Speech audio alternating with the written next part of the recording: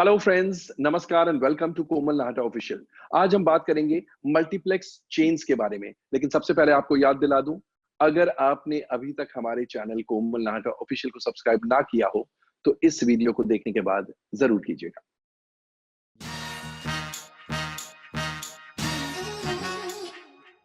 दोस्तों, multiplex chains multiplexes बनाने के लिए बहुत करोड़ों रुपए इन्वेस्ट करते हैं एंड हर चेन के पास बहुत सारे स्क्रीन है, बहुत सारे शहरों में।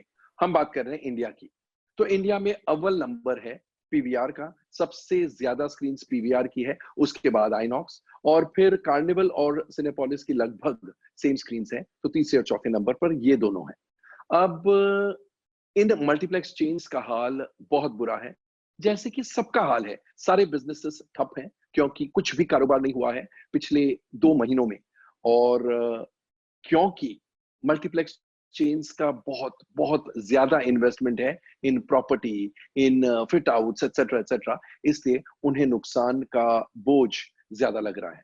ऐसे कहा जाता है कि बिना किसी रेवेन्यू के एक मल्टीप्लेक्स चेन है सिनेपोलिस, जिसने मार्च और अप्रैल दोनों महीनों की सैलरी पूरी की पूरी दी है अपने स्टाफर्स को। एक मल्टीप्लेक्स चेन है जिसने अपने सीनियर स्टाफर्स को कहा है वॉलंटरी पे कट्स एक्सेप्ट करने के लिए, एंड ऑफ कोर्स जो लोअर लेवल स्टाफ है उन्हें पे कट लेने के लिए बिल्कुल नहीं कहा गया है। That's a very nice gesture. तो इस चेन ने, जिन्होंने अपने स्टाफर्स को ये कहा कि वॉलंटरी पे कट्स ले लीजिए, उन्होंने करीब 25, 30, 35% पे कट्स दिए हैं अपने सीनियर स्टाफर्स को, या यूं कहिए सीनियर स्टाफर्स ने 25 से 35% तक पे कट्स लिए हैं, एक्सेप्ट किए हैं।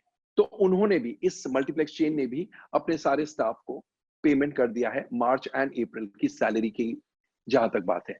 एक चेन है ऑफ मल्टीप्लेक्सेस जिन्होंने लगभग 50% टू 75% ऑफ द सैलरीज पे कर दी है, यानी मार्च एंड अप्रैल की सैलरीज पे हो गई है। और ये जो चौथी मल्टीप्लेक्स चेन है जो बहुत ही बुरे हालत में है, उन्होंने 2 महीने की सैलरीज दी है, लेकिन 25% सैलरी ओनली, यानी अप्रोक्सीमेटली 75% सैलरी कट हुई है उनके पूरे स्टाफ की। जब मल्टीप्लेक्सेस में डिस्ट्रीब्यूटर्स अपनी फिल्में चलाते हैं तो हर सप्ताह के एंड में जो आमदनी बनती है वो शेयर करनी पड़ती है between the multiplexes and the distributors. और ये पर्टिकुलर मल्टीप्लेक्स चेन डिस्ट्रीब्यूटर्स को पैसे देने में बहुत देर करती है। इनफैक्ट महीनों तक जो डिस्ट्रीब्यूटर्स का ड्यू है, डिस्ट्रीब्यूटर्स को नहीं मिलता है। और अब सैलरीज के मामले में भी ये मल्टीप्लेक्स चेन सबसे पीछे है। एक्चुअली पीवीआर ने ये कहा है, पीवीआर चेन ने, पीवीआर ग्रुप ने ये कहा है कि उनका बर्न रेट, यानी monthly burn rate, monthly outgoing 40 से 45 करोड़ रुपए हैं और आइनॉक्स के हैं करीब 15 से 18 करोड़ रुपए। अब ये दोनों रकम 40 से 45 करोड़ तो बहुत ज्यादा है ऑफ कोर्स, लेकिन 15 से 18 करोड़, सो करोड़ में उनकी आउटगोइंग्स है, मंथली बर्न रेट है।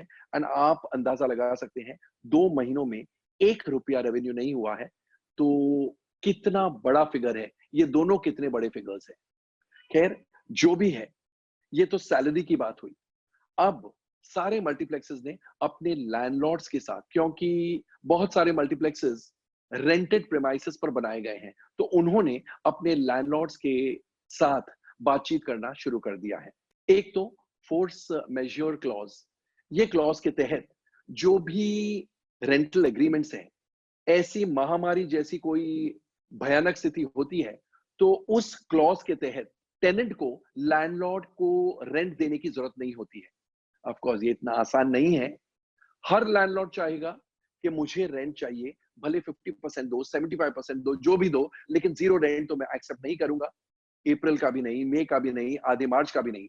और हर टेनेंट, यानी हर मल्टीप्लेक्स वाला चाहेगा कि हमारा रेंट माफ कर दीजिए, क्योंकि हमें आमदनी 0 रुपए की हुई है। तो एक तो ये बातचीत शुरू हो गई है लैंडलॉर्ड्स के साथ। दूसरी बात यह है कि मल्टीप्लेक्सेस अब लैंडलॉर्ड्स को ये कह रहे हैं कि आने वाले महीनों में जब भी सिनेमाज, मल्टीप्लेक्सेस शुरू हो जाएंगे, यानी पब्लिक के लिए रीओपन हो जाएंगे, सारे मल्टीप्लेक्सेस अपने लैंडलॉर्ड्स को कह रहे हैं कि कम से कम मार्च 2021 तक, यानी ये बचा फाइनेंशियल ईयर जो है, उन महीनों के लिए या तो रेवेन्यू शेयरिंग कर ले, या फिर उनकी जो आमदनी होगी उसके मुताबिक वो रेंट भरेंगे। अब ये तो मल्टीप्लेक्स चेन्स कह रहे हैं, लेकिन सवाल ये उठता है कि क्या जो लैंडलॉर्ड्स है वो एग्री करेंगे, वो मल्टीप्लेक्स चेन वालों की बात मानेंगे या नहीं मानेंगे। दो बातें हैं, एक तो क्या वो फोर्स मेजर क्लॉज जो है उसके तहत 2, ढाई, 3 महीने जितना भी लॉकडाउन रहता है वो पीरियड के लिए रेंट फॉरगो करने के लिए एग्री करेंगे। एंड सेकेंडली, जब से सिनेमाज वापस रीओपन होंगे, क्या लैंडलॉर्ड्स एग्री करेंगे कि ठीक है, आपके रेवेन्यू के हिसाब से हमें रेंट देना, या रेवेन्यू शेयरिंग हम करते हैं। क्योंकि हमने कुछ लैंडलॉर्ड से बातें की हैं, तो लैंडलॉर्ड्स का कहना है कि जब मल्टीप्लेक्सेस ने बेशुमार पैसा कमाया, क्या हमें प्रॉफिट में हिस्सा दिया? अब जब टाइम बुरा आया है, हमें वो लॉस में पार्टनरशिप क्यों दे रहे हैं? क्योंकि एक्चुअली इस महामारी ने, इस पैंडेमिक ने सभी को या सभी के बिजनेसेस को उथल पुथल कर दिया है। किसी की कमाई नहीं हो रही है, और इसलिए जरूरी नहीं है कि ये लैंडलॉर्ड्स पहली बात फोर्स मेजर क्लॉज के तहत रेंट फॉरगो करने के लिए एग्री करेंगे, और सेकेंडली बैलेंस मंथ्स के लिए रेवेन्यू शेयरिंग करेंगे, या उनके आमदनी, मल्टीप्लेक्सेस के आमदनी के हिसाब से रेंट्स कम करने के लिए तैयार हो जाएंगे। Actually it's a question of कौन कितना जरूरतमंद है। देखा जाए तो लैंडलॉर्ड चाहता है कि मल्टीप्लेक्स टेनेंट रहे, क्योंकि अगर वो बंद करके चला गया तो नया टेनेंट मिलना मुश्किल है, रिसेशन है, डिप्रेशन होने वाला है, तो one doesn't know. And multiplex भी चाहता है कि अगर उसने धमकी दी और लैंडलॉर्ड कहे कि हाँ बंद करके चले जाओ, तो फिर एक सिनेमा बंद हो जाता है। तो दोनों एक दूसरे से नेगोशिएट करेंगे, बार्गेन करेंगे, एंड जीत किसकी होती है, it will all depend and differ from case to case. ये तो मल्टीप्लेक्सेस और लैंडलॉर्ड्स या मॉल ओनर्स की बात है, लेकिन एक और बहुत बड़ी विपदा है मल्टीप्लेक्सेस की, और वो है their relationship with the producers and distributors. Producers और डिस्ट्रीब्यूटर्स अपनी फिल्में मल्टीप्लेक्सेस में चलाते हैं। अब क्योंकि सोशल डिस्टेंसिंग नॉर्म्स, बहुत सारे नॉर्म्स होंगे जब मल्टीप्लेक्सेस और सिंगल स्क्रीन सिनेमाज शुरू होंगे। एक्चुअली हम मल्टीप्लेक्सेस बोल रहे हैं, मगर all this applies to single screen cinemas also. तो बहुत सारे नॉर्म्स फॉलो करने पड़ेंगे, और इसलिए 100% कैपेसिटी तो कोई मल्टीप्लेक्स या कोई सिंगल स्क्रीन सिनेमा में कई महीनों तक नहीं होगी। यानी मल्टीप्लेक्स से सिंगल स्क्रीन सिनेमास की रेवेन्यूज एकदम कम हो जाएगी, और जब कम होगी शेयरिंग रेशियो, अभी तो परसेंटेज है, उस समय भी जब परसेंटेज होगा तो मल्टीप्लेक्सेस रियलाइज करेंगे कि वो चला तो रहे हैं, लेकिन आमदनी के रूप में 50% या 52% या 60% जो भी है, इतना कम रकम आ रहा है।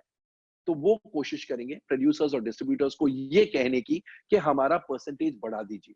लेकिन क्या प्रोड्यूसर्स और डिस्ट्रीब्यूटर्स एग्री करेंगे? क्योंकि महामारी ने प्रोड्यूसर्स और डिस्ट्रीब्यूटर्स का भी नुकसान किया है। नुकसान सबका हुआ है, सारे सेक्टर्स का, एग्जीबिशन सेक्टर का, प्रोडक्शन सेक्टर का, डिस्ट्रीब्यूशन सेक्टर का, और इसलिए जरूरी नहीं है कि डिस्ट्रीब्यूटर्स और प्रोड्यूसर्स एग्री करें। दोस्तों, इस लॉकडाउन ने, कोविड-19 ने ह्यूमन बीइंग्स को बहुत सारे लेसन्स सिखा दिए।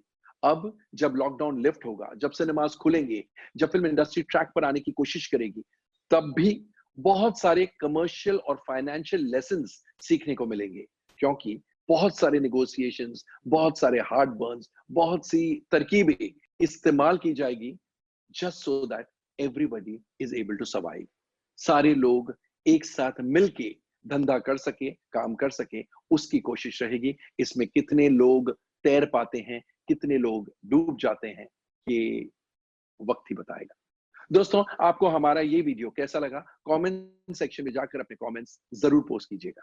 और जाते जाते, जैसे मैं इन दिनों में हमेशा कहता हूं, स्टे होम, स्टे सेफ, एक और बात, stay relevant, and of course as always stay tuned.